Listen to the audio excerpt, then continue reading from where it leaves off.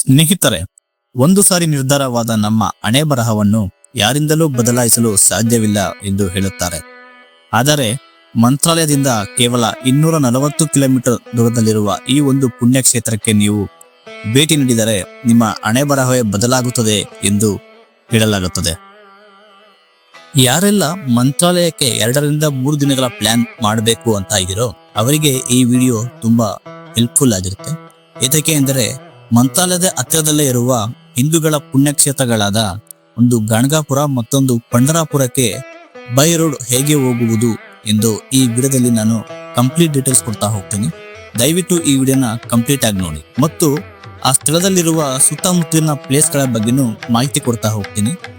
ಹಾಗೆ ಈ ವಿಡಿಯೋದಲ್ಲಿ ನಾನು ಅಪ್ರಾಕ್ಸಿಮೇಟ್ ನಿಮಗೆ ಕಿಲೋಮೀಟರ್ ಎಷ್ಟಾಗ್ಬೋದು ಮತ್ತು ಫೇರ್ ಮತ್ತು ಟೋಲ್ ಚಾರ್ಜ್ಗಳು ಮತ್ತು ಅಲ್ಲಿನ ಹೋಟೆಲ್ಗಳ ಬೆಲೆ ಕೂಡ ಒಂದು ಅಪ್ರಾಕ್ಸಿಮೇಟ್ ಐಡಿಯಾ ನಿಮಗೆ ಈ ವಿಡಿಯೋದಲ್ಲಿ ದೊರಕುತ್ತದೆ.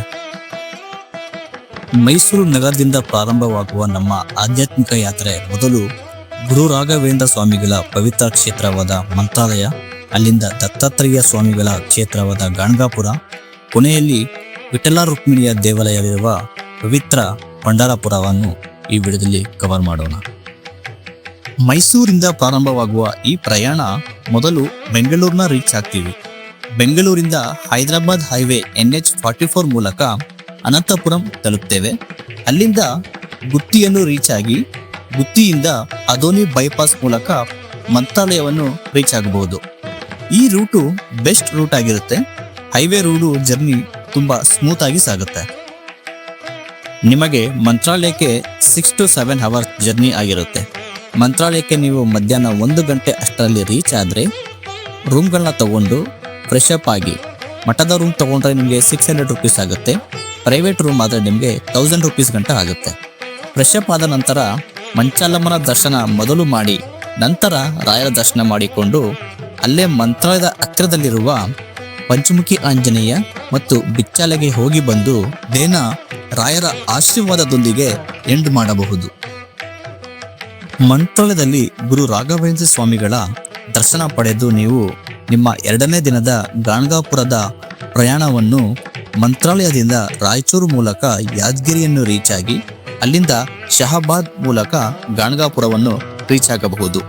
ಇದು ನಿಮಗೆ ಸರಿಸುಮಾರು 4 ಗಂಟೆಗಳ ಜರ್ನಿ ಆಗಿರುತ್ತೆ. ಇದು 230 ಕಿಲೋಮೀಟರ್ ದೂರವಾಗಿರುತ್ತದೆ. ಮಂತ್ರಾಲಯವನ್ನು ನೀವು ಅರ್ಲಿ ಮಾರ್ನಿಂಗ್ ಬಿಟ್ಟರೆ ಗಾಣಗಾಪುರವನ್ನು ಬೈ 11 o'clockಗೆ ರೀಚ್ ಆಗಬಹುದು.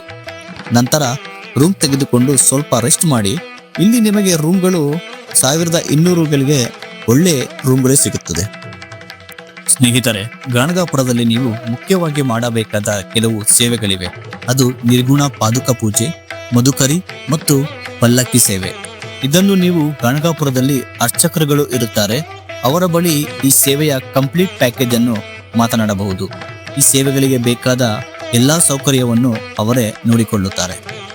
ನನಗೆ 5 years ಬ್ಯಾಕ್ ಈ ಸೇವೆಗೆ ಆಗಿದ್ದು 3500 ರೂಪಾಯಿಗಳು, ಇನ್ಕ್ಲೂಡಿಂಗ್ ರೂಮ್ ಆಗಿತ್ತು. ಅರ್ಚಕರ ಮನೆಯಲ್ಲೇ ರೂಮ್ನ ವ್ಯವಸ್ಥೆ ಕೂಡ ಇತ್ತು. ನೀವು ಈ ಸೇವೆಗಳನ್ನು ಪ್ಯಾಕೇಜ್ ಅಮೌಂಟ್ ಅನ್ನು ಸ್ವಲ್ಪ ಬಾರ್ಗೇನ್ ಕೂಡ ಮಾಡಬಹುದು. ನಿರ್ಗುಣ ಪಾದುಕ ಪೂಜೆ. ಈ ಸೇವೆಯಲ್ಲಿ ನಿಮಗೆ ಅರ್ಚಕರು ನಿಮ್ಮ ಕೈಯಲ್ಲೇ ದತ್ತಾತ್ರೇಯರ ಪಾದುಕೆಗಳಿಗೆ ಪೂಜೆಯನ್ನು ಮಾಡಿಸುತ್ತಾರೆ. 2ನೇ ಮತ್ತು ಮೋಸ್ಟ್ ಇಂಪಾರ್ಟೆಂಟ್ ಸೇವೆಯಾದ ಮಧುಕರಿ ಸೇವೆಯಲ್ಲಿ ಅರ್ಚಕರು ನಿಮ್ಮ ಕೈಯಲ್ಲಿ 5 ಜನಕ್ಕೆ ಅನ್ನಪ್ರಸಾದವನ್ನು ಭಿಕ್ಷೆಯ ರೂಪದಲ್ಲಿ ಕೊಡಿಸುತ್ತಾರೆ ಮತ್ತು ನೀವು ಕೂಡ 5 ಜನರ ಬಳಿ ಅನ್ನಪ್ರಸಾದವನ್ನು ಭಿಕ್ಷೆಯ ರೂಪದಲ್ಲಿ ಪಡೆಯಬೇಕಾಗುತ್ತದೆ. ಕಾರಣ ಸಾಕ್ಷಾತ್ ದತ್ತಾತ್ರೇಯರೇ ಪ್ರತಿದಿನ ಮಧ್ಯಾಹ್ನದಂದು ಯಾವುದೋ ರೂಪದಲ್ಲಿ ಬಂದು 5 ಜನರ ಬಳಿ ಭಿಕ್ಷೆಯನ್ನು ಪಡೆಯುತ್ತಾರೆ. ಆದ ಕಾರಣದಿಂದ ಈ ಸೇವೆ ಮುಖ್ಯವಾಗಿರುತ್ತದೆ. ಮತ್ತು ಪಲ್ಲಕ್ಕಿ ಸೇವೆ. ಈ ಸೇವೆಯನ್ನು ನಿಮಗೆ ಅರ್ಚಕರು ಸಂಜೆಯ ಸಮಯದಲ್ಲಿ ನಡೆಸಿಕೊಡುತ್ತಾರೆ. ಸ್ನೇಹಿತರೆ, ಈ ಸೇವೆಗಳನ್ನು ನಾವು ಭಕ್ತಿಯಿಂದ ಮಾಡಿದರೆ ನಮ್ಮ ಹಣೆ ಬರಹವೇ ಚೇಂಜ್ ಆಗುತ್ತೆ ಎಂದು ಹೇಳುತ್ತಾರೆ ಮತ್ತು ಪ್ರೇತ ಬಾಧೆ ಕೂಡ ಇಲ್ಲಿ ನಿಮಗೆ ನಿವಾರಣೆಯಾಗುತ್ತದೆ. ನರಸಿಂಹ ಸರಸ್ವತಿಗಳ ಸ್ವರೂಪವಾದ ದತ್ತಾತ್ರೇಯರ ಪುಣ್ಯಕ್ಷೇತ್ರವಿದು ಗಾಣಗಾಪುರ. ಸಂಜೆಯ ಸೇವೆಗೆ ಸಮಯವಿರುವಾಗ ನೀವು ಗಣಗಾಪುರದ ಮುಖ್ಯ ಸ್ಥಳಗಳಾದ ಭೀಮಾ ಮತ್ತು ಅಮರಜ ನದಿಗಳ ಸಂಗಮ ಮತ್ತು ಭಸ್ಮಗುಡ್ಡಕ್ಕೆ ಭೇಟಿ ಕೊಡುವುದನ್ನು ಮರೆಯಬೇಡಿ. ಈ ಭಸ್ಮಗುಡ್ಡದ ಮಣ್ಣನ್ನು ತಂದು ನಿಮ್ಮ ಮೈಗಳಿಗೆ ಹಚ್ಚಿಕೊಂಡರೆ ಚರ್ಮ ರೋಗವು ಗುಣವಾಗುತ್ತದೆ.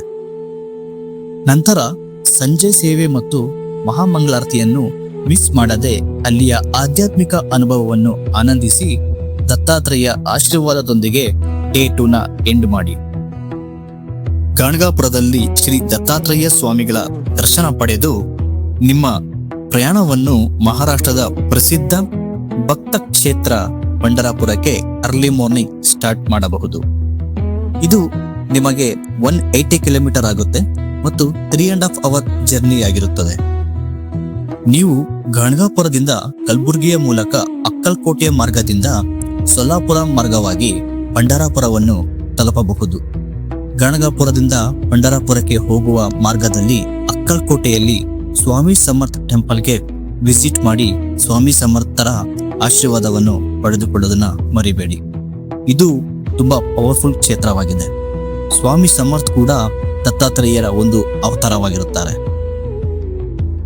ನಂತರ ಅರ್ಲಿ ಮಾರ್ನಿಂಗ್ ಪಂಢರಾಪುರವನ್ನು ರೀಚ್ ಆದರೆ ಅಲ್ಲಿ ನೀವು ಚಂದ್ರಭಾಗ ನದಿಯ ತೀರ್ಥವನ್ನು ಪ್ರೋಕ್ಷಣೆ ಮಾಡಿಕೊಂಡು ವಿಠ್ಠಲ ಮತ್ತು ರುಕ್ಮಿಣಿ ದೇವಿಯ ಪಾದಸ್ಪರ್ಶ ದರ್ಶನವನ್ನು ಪಡೆದು ಪಾವನರಾಗಿ.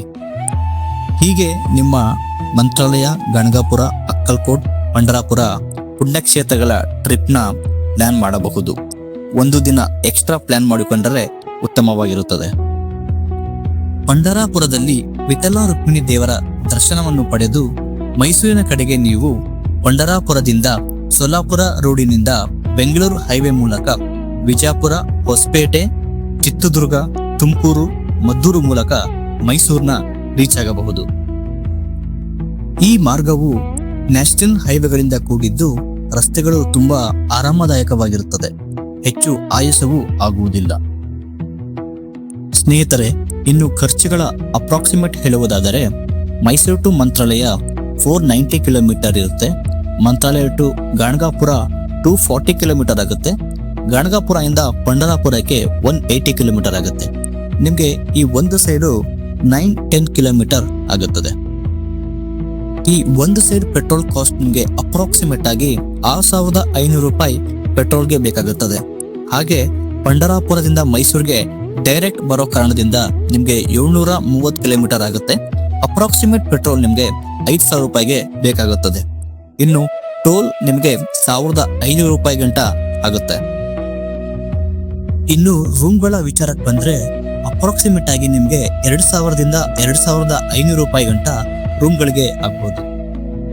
ಹೀಗೆ ಮೈಸೂರಿನಿಂದ ಮಂತ್ರಾಲಯ, ಗಣಗಾಪುರ, ಪಂಢರಾಪುರ ಸಂಪೂರ್ಣ ಯಾತ್ರೆಯನ್ನು ಸರಿಸುಮಾರು 15ರಿಂದ 16,000 ರೂಪಾಯಿ ಒಳಗಡೆ ಸ್ವಂತ ಕಾರಿನಲ್ಲಿ ಹೋಗಿ ಬರಬಹುದು.